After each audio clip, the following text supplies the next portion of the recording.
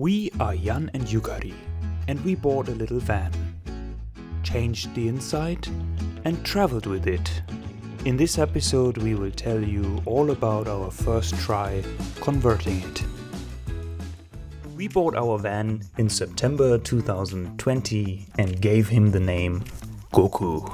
It is a Volkswagen T4 with a 2.5 liter turbo diesel engine. It has 2 sliding doors and was built in the year of 2002. We couldn't wait to go on our first road trip, so we made it as easy as we could. We left the interior paneling of the car and just removed the seats. Everything was quite unprofessional and we were not really skilled. We bought boxes from the local department store, arranged them and cut a part of the top so that there would still be enough space even for a long string bean like me.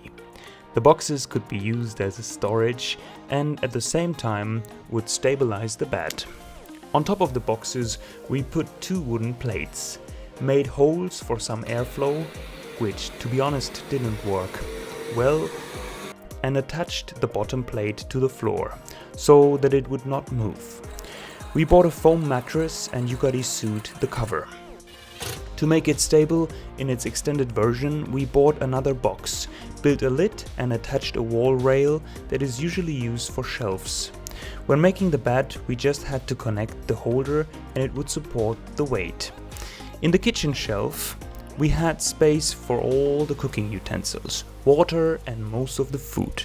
We even built a little outside bar where we could cook and have something to eat.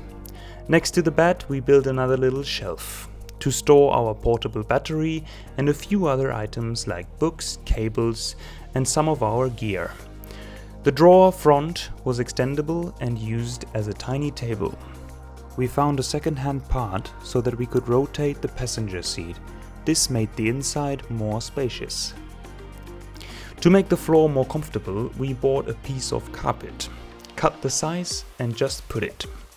On eBay we found an old roof rack as well as 2 aluminium boxes.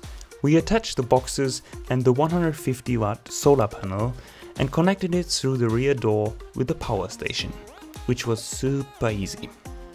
We installed the Chinese diesel heater. The idea was to make no holes in the van, so we thought it would be cool to install the unit independently in a box on the roof. After some trial and error, it finally worked, though later we found out that it was not the best solution. We always had to connect the styrofoam piece to the window. We had no indication how much fuel would be left in the tank, and when driving, sometimes diesel would tip over and be in the box. Not to mention that filling up the diesel was not easy. Nevertheless, the hot air stayed more in the upper part of the room. But as always, we learned a lot. During Corona pandemic, we headed south and said goodbye to the winter in Germany.